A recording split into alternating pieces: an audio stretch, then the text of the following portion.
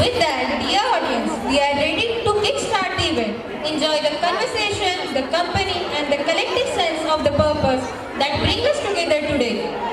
नेत्री आसवे घेऊन आलो रे तुझी आकाश गंगा दूर मी केव्हा म्हणालो घेतला मी श्वास जेव्हा कंठ होता कापलेला घोडलेला प्राण माझा बोलण्या आधीच गेला जीवनाची प्रेत यात्रा थांबली जेव्हा स्मशानी घेतला काढून खांदा ओळखीच्या माणसांनी हो बेटा ओळखीची माणसं नेहमी खांदा काढूनच जातात याची आपल्याकडे नोंद असली पाहिजे म्हणून दुःख व्यक्त करत बसू नका पचवायला शिका आणि एक लक्षात ठेवा मेरे जनाजे के पीछे सारा जहां निकला जनाजे आहे प्रेत यात्रा मेरे जनाजे के पीछे सारा जहां निकला पर वो नहीं निकला जिसके लिए जनाजा निकला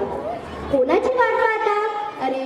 असे सोडून जाणारे खूप जास्त असतात रे पण आपल्या सोबत असणारे खूप कमी असतात बेटा म्हणून तुम्ही स्वतःला सबळ करा कोसळून देऊ नका कारण उद्याची पहाट तुमचीच आहे आणि या पहाटेची वाट पाहणारी मी सिंधुताई सपकाळ काय होतं माझ्याकडे अंधारच तर होता मी स्मशानात राहायचे रेल्वे भीक मागायचे भिकाऱ्यांसोबत राहायचे मी भिकाऱ्यांना जेवायला दिले की ते मला संरक्षण द्यायचे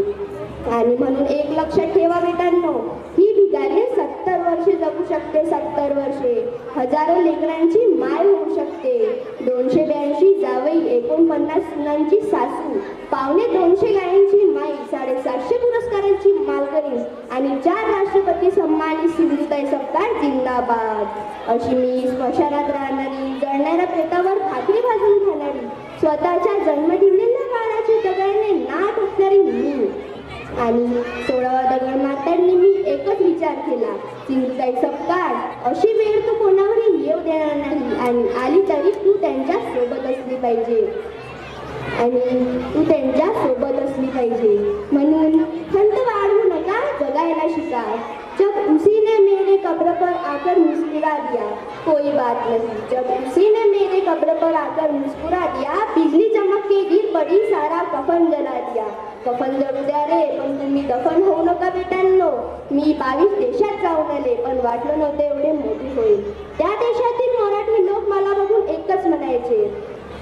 जय महाराष्ट्र नऊवारी बेस्ट देह प्रदर्शन करणे म्हणजे जगणे किंवा शिकणे नव्हे मी तर शिकलेच नाही अडाणी बाई तरी पण मी जगले तुम्ही पण जगा हा संदेश मला तुम्हाला द्यायचा आहे दिवस उगवतो एका रात्रीचा इंतजार करा रे याची खूप गरज आहे आणि यानंतर हे जे साध्य होते हे आहे की दूध में पकाए हुए चावल तो उसे खीर कहते हैं दूध में पकाए हुए चावल तो उसे खीर कहते हैं मोहब्बत में खाए हुए ठोकर तो उसे तकदीर कहते हैं लकीर की फकीर हूँ मैं तो कोई बात नहीं लकीर की फकीर हूँ मैं तो उसका कोई गम नहीं धन नहीं तो क्या हुआ इज्जत तो मेरी कम नहीं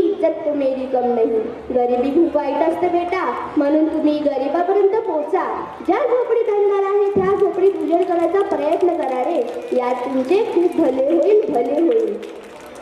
म्हणून माझ्या बेटांनो पुढे जा शिका पण मागे